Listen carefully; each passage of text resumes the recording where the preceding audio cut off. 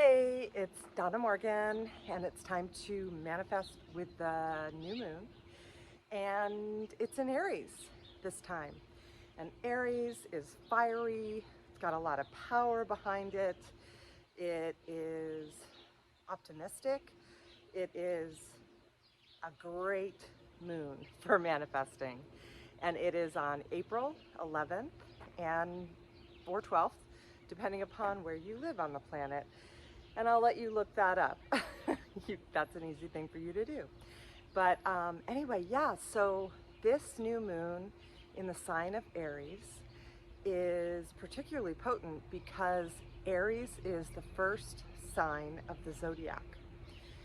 And so it starts the lunar new year. So it's got the same vibe as New Year's Eve, let's say, in terms of setting intentions. So it's also got the energy of a clean slate, very much like New Year's resolutions, which I don't love that word. It's kind of negative, so I think that's kind of a setup to not do so well with your resolutions. How we word things is very, very important, and how we think about things, very, very important. So I like to call it New Year's intentions. Anyway, so with this Aries new moon, the clean slate energy gives us the opportunity to start a new routine in our lives. You know, I talk about how important a morning routine is. Probably almost every other video, I'm really into how we begin our day. So maybe you want to talk about on your intention list being committed to a morning routine where you are grateful first thing in the morning before you even get out of bed, where you meditate, do Ho'oponopono, look over your intentions, pull a card of the day, whatever it is that feels good to you, exercise, get outside in nature. But how you start your day conceives your day. And so it really, really matters. So that's something that you could start new with this clean slate energy. You could start a new exercise regime. You could start a new way of eating. You could want to manifest a new relationship, a new business, whatever. The sky's the limit. It's clean slate energy, which always feels like a relief, doesn't it? Especially when we get into routines and habits that are hard to climb our way out of. This Aries energy is really, really helpful. Okay, so I came upon a really, really old ritual. Oh, by old, I mean it's been a ritual that people have been working with like through the ages, long, long, long time. And I was cleaning up my computer and I found something that I wrote about it like a really long time ago myself. And I was like, oh my gosh, this is so perfect for the new moon vibe in Aries. So yeah, I think I first learned about it from one of the New Thought leaders. That's what they were called, like in the 1920s. They were writing books. Like Florence Shen was writing The Game of Life and How to Play It. If you've never read that book, highly recommend it.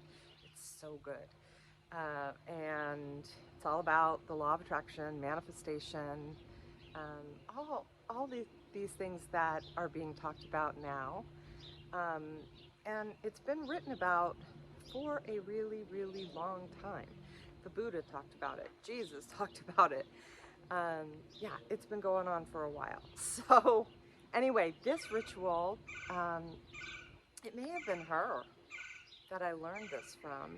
I can't remember, but also I learned it from a yogi a long time ago. Yeah, so it's powerful. That's my point. And it's ancient. And this is what you do. you are going to get a journal, and what you're going to do is you're going to create an affirmation that backs up one of your intentions, one at a time. Keep it short. Remember to keep it positive, because how we think and feel fuels our intentions. And so you want to really be intentional with your thoughts, and make it short, because you are going to write this affirmation 55 times for 5 days in a row. So that's why you want to keep it short, because otherwise your hand is going to get really tired. And you do need to use a pen. This cannot be done on a computer. Use a pen in a journal of some sort, and you're going to write this affirmation 55 times for 5 days in a row. And if you skip a day, unfortunately, you have to start again. So what I do is I pick a time of day, and of course usually that's my morning routine time to do this. I haven't done this in a while. You know how you do things and you do things, and then you, I don't know what happens, you like falls off your list of amazing things to do. And yeah, I haven't done this in a while, so I'm excited to do this with you. And I'm going to start tomorrow on the new moon and do it for 5 days.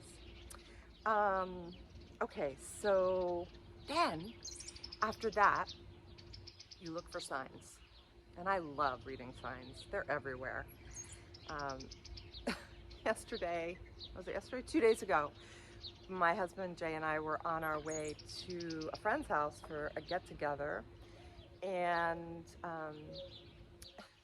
there was a license plate in the car in front of us, and it said magical.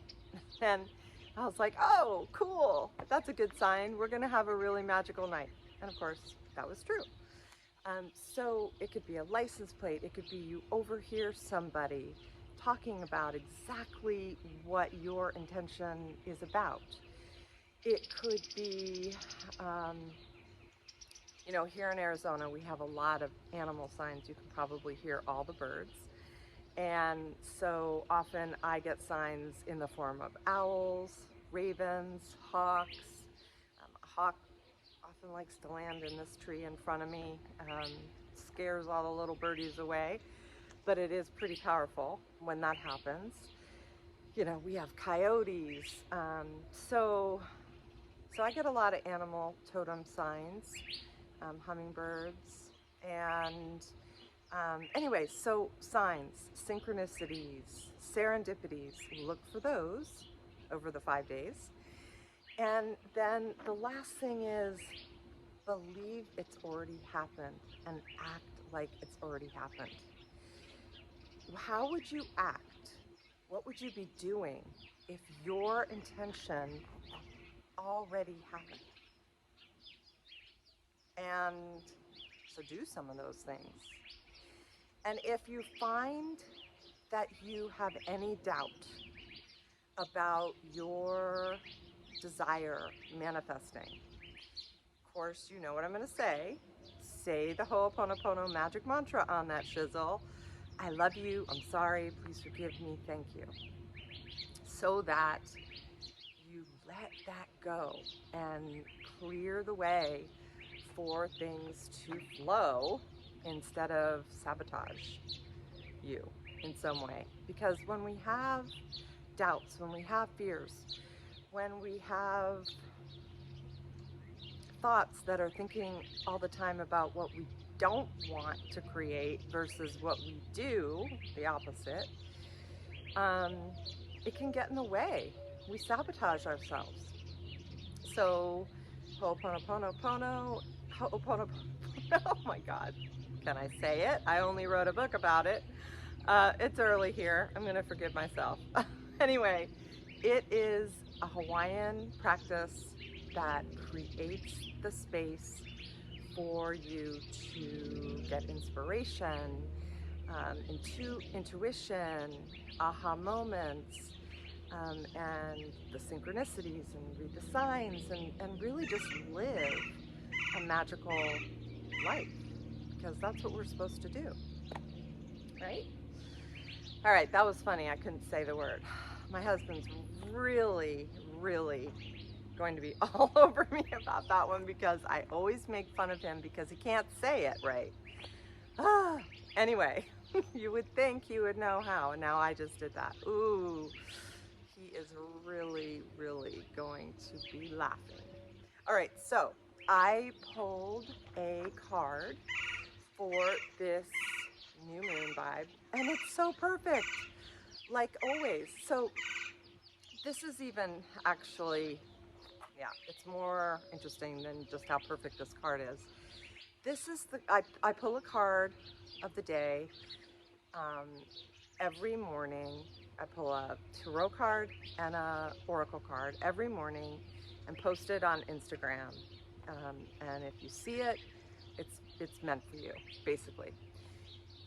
And so today's card of the day, today is Saturday, April 10th, is the Fool. Really cool card. Love that card. And so I shuffle the cards, a whole bunch, and I, put them in 3 stacks and pull a card from the middle stack. And the card for the new moon in Aries is the Fool.